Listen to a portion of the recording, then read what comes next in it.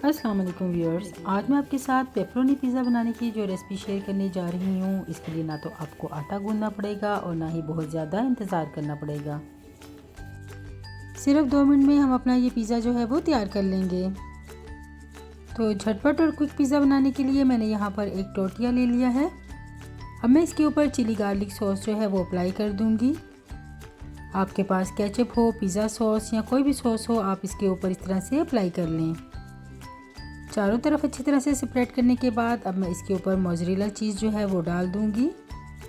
आपके पास चेडर चीज़ हो तो आप वो भी इसके ऊपर इस तरह से डाल सकते हैं।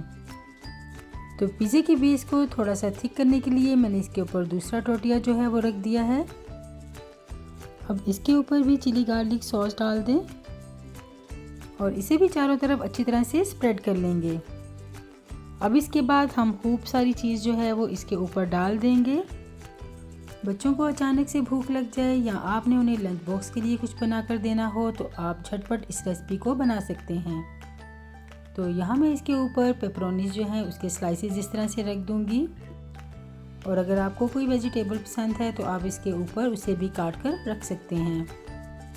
अब मैं इसके ऊपर थोड़े से चिली फ्लेक जो है वो स्प्रिंकल कर दूँगी।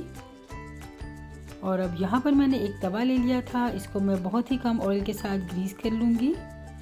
अब इसके ऊपर हम अपना तैयार किया हुआ पिज़्ज़ा रखेंगे और इसे लो फ्लेम पर तकरीबन 2 मिनट के लिए कुक कर लेंगे। तो यहाँ देखिए 2 मिनट में ही चीज़ हमारी बड़ी अच्छी सी मेल्ट हो चुकी है और इसकी बेस जो है वो भी बड़ी अच्छी सी क्रिस्पी हो चुकी है।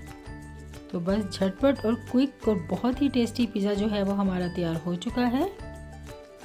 तो अब आप इसे बनाकर एंजॉय करें। मैं मिलती हूँ आपको किसी नेक्स्ट रेसिपी के साथ, तब तक के लिए अल्लाह हाफिज़।